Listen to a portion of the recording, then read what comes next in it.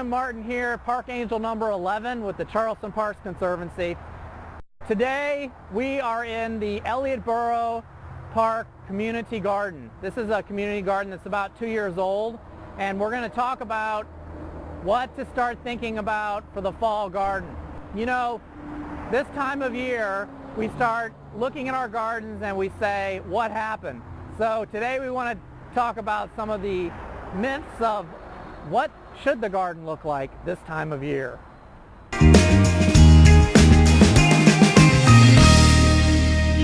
All right, we're going to dish the dirt now, but actually we're going to dig in the dirt. Yes, we're going to use one of my favorite tools. It's called the Cobra Head. It's a tool that I've been using for many, many years now. The thing that I really loved about it to begin with was the fact that it had this beautiful recycled handle.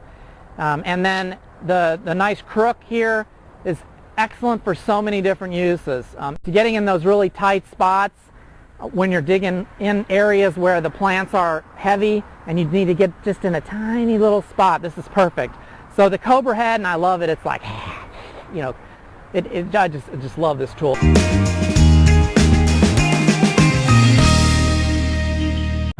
Here we are in the vegetable garden. Yes, that's right. Does your vegetable garden look like this? Well, many gardens this time of year in the South do look like this. And in fact, we're here at the Elliottboro Community Garden, and you can see that this time of year, our gardens are not necessarily going to look pretty. Now, actually, the bed that we're in today, this looks a little bit like the person maybe went away for vacation for 3 months, and so when they come back, what they're going to find is a lot of weeds and some really scary tomatoes that are still hanging on. But now, you know, even though it looks like this, there are things we can start to look at and do to get our gardens ready for the fall. First thing to do is let's get rid of all that stuff that's in there that doesn't belong there anymore. Main thing we want to remember is if the weeds have gone to seed, we don't want to go ahead and compost those, okay? What we would do is go ahead and take everything that isn't seeded like this, and we can compost that, start making good organic matter for next year's for next year's garden. So the first step is go ahead and clean that bed up. We have removed all of the nasty leftovers from the season, such as the tomatoes, is sort of finished out what they needed to do. Any kind of weeds that we found in the bed. And so what we have here is a clean bed that's ready to go ahead and prepare for the fall planting. And so what I'm doing is turning the soil back over. And what we used as mulch in the bed was an organic mulch that we could then turn under the soil and add more organic matter. Each time we re-prepare the beds, we add organic matter back to the soil. And today we're going to be using a mushroom product, mushroom compost, that we find locally. And the mushroom compost, we're going to put 2 to 3 inches worth on the top of the soil. Ah, yes. And for the record, my policy with the compost that I'm going to add to the soil, this amendment, if it doesn't smell, there's something wrong with it. It's one of my favorites. Okay, we're going to spread it out over the bed.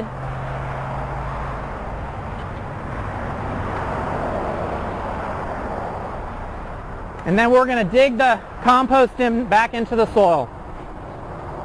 I could probably pretend that I know exactly what I should be putting in the ground this time of year, but you know, I really don't remember. I've got a memory of a little butterfly. So what I usually do is I go to my list, and this is a list that we're going to give you a link at the end of the podcast today to a document from Clemson Extension, and it's planning for your vegetable garden, and it gives you a list of all the different vegetable seeds, when to plant them, when to transplant them, when they go in the ground, when they're harvestable. It's the one main guide that for those of you who want to plant new vegetables at any time of the year, depending on the right time of year, you go to this list. All right, so it's fall. Well, it's about 90 degrees, 97 degrees, and it's really hot, and I'm not feeling like it's fall, but we're going to pretend that fall is on the way. And there are some vegetables that, cool season crops, that we can go ahead and start around this August to early September period. Things like cabbages, spinach, beets, lettuce, radicchio, kind of a fancy looking thing. Look at that. That's going to be beautiful. In fact, one of the best things I've ever had was this with grilled shrimp. Absolutely phenomenal. A little bit of dressing with that. Anyway, okay. Oh, and then one of my favorites, bok choy. One of the prettiest cool season vegetables that we can put in our gardens. A very oriental kind of vegetable. Very short growing vegetable, about this tall off the ground. Anyway, lots of things for us to start looking at seed-wise. It's a little bit too early to do transplants yet, and if you're out looking at some of the big boxes or your independent garden centers, you're not going to see a lot to put in, at least vegetable-wise yet. It's getting close, but not yet. All right, so we're going to go ahead and plant a row of cabbages, right? And the first thing we're going to do is turn the seed packet over, and we're going to look to see what it tells us. It says the depth is 1/4 to 1/2 inch. The seed spacing's 3 inch. The row spacing's 20 inches. So we're going to go ahead and plant a row, and then we're going to go back and we're going to pull after it emerges. And it says here that these seeds will take 7 to 12 days to come up. So we're going to go ahead and, you see we've laid out a string because I'm terrible with straight lines. And we're going to go ahead and I'm going to grab my nifty tool right here, and we're going to make a little, you see I have my line, make a little bit of a little ditch here, a tiny little baby ditch. We're going to open our seed packet, and there we go. Look at that.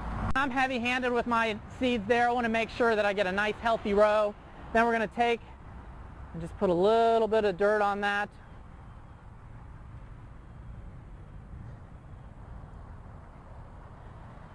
And then that row would be ready to move. We would move the string over and then plant our next row. Another thing that you might consider this time of year is looking at some of the different herbs that you can plant in the fall garden. And there's some wonderful herbs that love our cool weather. In fact, they love it better being cool than they do in the warm summers that we're just about ready to be finished with. So I brought with me a few today to talk about that I would be putting in my own garden this time of year. Things like parsleys. And there's some beautiful parsleys to choose from. This is what we consider sort of a regular parsley. It's one called curled parsley. And this is an Italian parsley. Notice the large leaves on this compared to the curled parsley here. So parsleys are a great one. Rosemary's another excellent plant that you can put in this time of year. Rosemary is a perennial.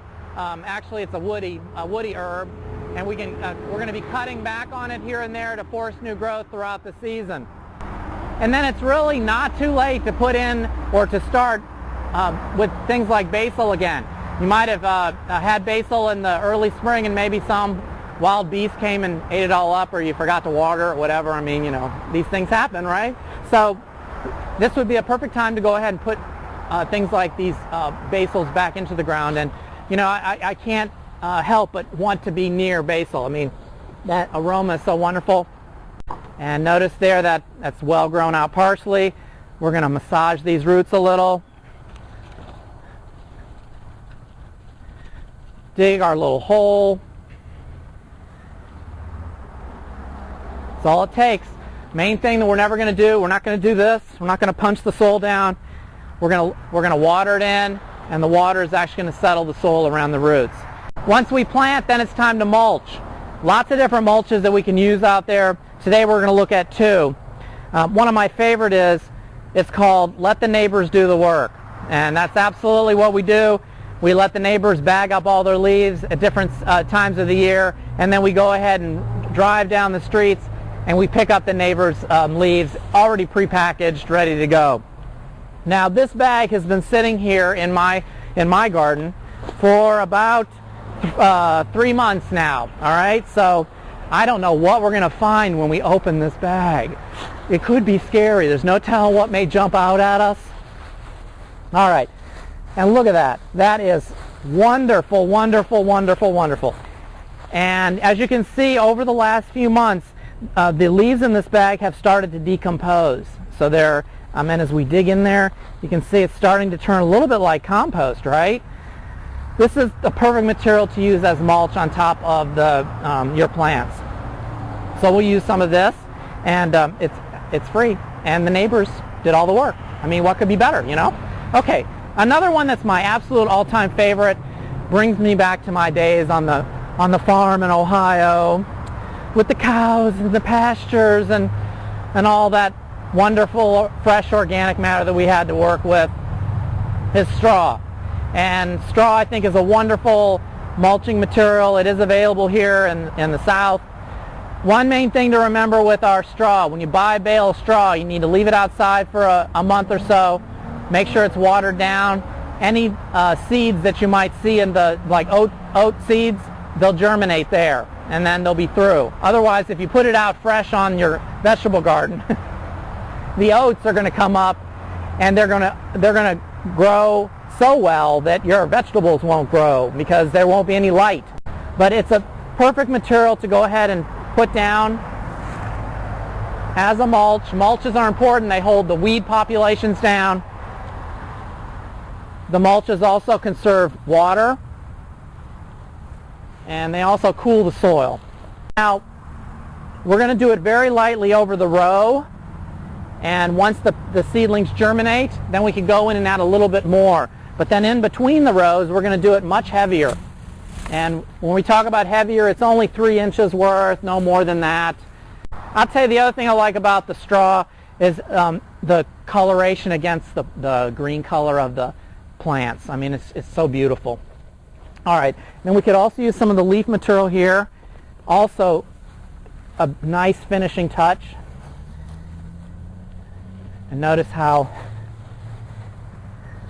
pretty that is. All right, so the only thing left to do is go ahead and water this in really well. Hopefully in the next few weeks, Mother Nature's going to continue to have these thunderstorms come in, and as the weather cools down, hey, we're ready for fall.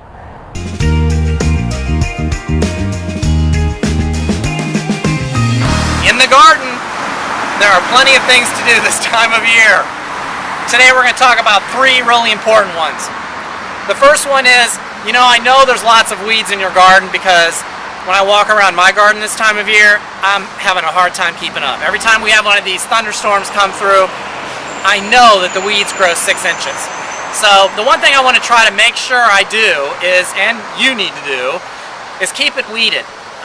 What's happening is our weeds, our warm season weeds, are all getting ready to go to seed.